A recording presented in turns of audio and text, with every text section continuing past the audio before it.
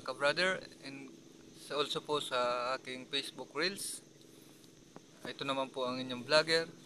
Ito po si Brad Ren, ng aking pong YouTube channel, Brad Ren TV. Good morning po pala mga ka-brother. Ang aking content po ay tungkol po sa aggression ng China laban sa Pilipinas. Ito po yung aking opinion lamang sa nangyayari sa ating bansa, sa West Philippine Sea. Mga ka-brother, sana po ay mapakinggan po ito ng mga kapwa ko Pilipino na mamulat po sila sa katotohanan sa ginagawang pang-abuso ng Chinese government sa ating exclusive economic zone ng Pilipinas. Also po sa West Philippine Sea. Mabuhay po pala sa mga senador na buong puso at may paninindigan na ipagtanggol ang ating bayan. Mabuhay po kayo. Si Senator Bato de la Rosa, also Senate President Mig Zubiri, and also sa lahat po ng mga senator na nagsusuporta sa kapakanan ng ating bayan. Lalong-lalo na po sa ating mahal na Pangulo na ginagawa niya ang lahat para ipagtanggol at bigyan ng mabuting kapakanan ng ating bansa. Mabuhay po kayo lahat.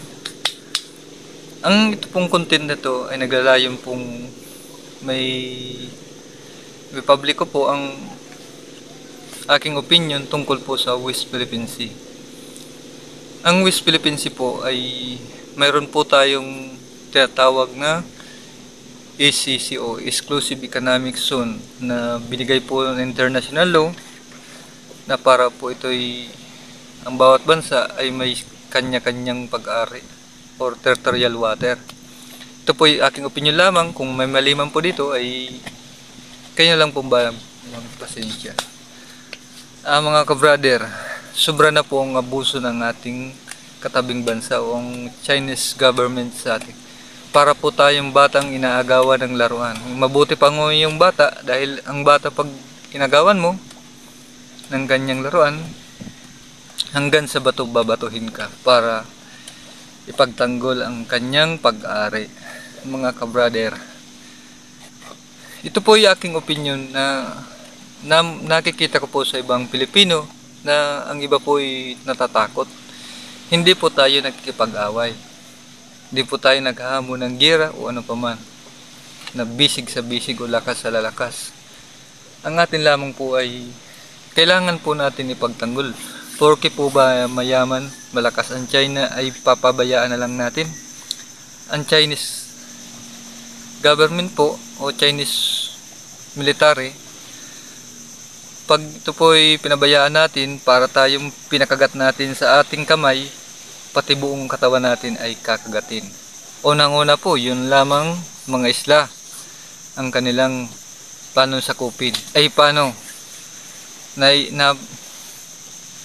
Nalalaman po ba natin ang kanilang plano? Lumampas sila sa international water, pumunta sa kabila at inangkin ang kabila para silang katabi natin na yung bakura natin pinasok at kanila inaangkin. Mga ka-brother, mamulat po tayo sa katotohanan. Ito'y aking pong opinion lamang. Ang Chinese government po, hindi lang po ang West Philippines ang gusto nilang angkinin. Lahat pong buong bansa, dahil ang ating bansa po ay mayaman sa natural resources, gusto nilang angkinin. Hindi lang po ang West Philippines kundi buong Pilipinas ang plano nilang gawin. Mga ka-brother, mamulat po tayo sa katotohanan. Wag po natin pabayaan. Hindi po tayo makakatulong talaga sa lakas dahil hindi tayo mga sibilyan. Katulad ko po wala pa akong magagawa. Pero ang akin lamang po ay suporta moral sa ating mga kasanduluhan, lalo na sa mga opisyal ng ating bayan. At yun naman po sa mga opisyal ng bayan na nagbubulag-bulagan at parang pabor pa sa Chinese government. Kayo po wala po kayong karapatan tumira. Para sa akin po, dapat doon kayo sa China. Ang Pilipinas po ay para sa mga Pilipino, hindi para sa Chinese na mga tao. Kita mo nga po dito sa ating bayan, yung pong mga Chinese na galing China, pag nakarating po dito, mahirap. Ilang taon po ay mayaman na. Pag yumaman, Pilipino na ang inapi nila. Huwag po tayong padadala sa kanilang mga panguto, mga kabrader. Ang Chinese government po, nagsasalita sila ng maganda pagkausap ng ating mahal na Pangulo, pero iba po ang kanilang ginagawa. Ito po yung opinion ko lamang, hindi po ito kumpleto. Ito po yung aking opinion lamang, mga kabrader. Mamulat po tayo at suportahan po natin ang ating mga kasundaluhan, lalo na ang mga opisyal ng ating bayan na may lakas ng loob para lumaban at magsalita laban sa pang-aapi ng Chinese government sa ating bayan. Sobra na po ang pang-aapi nila.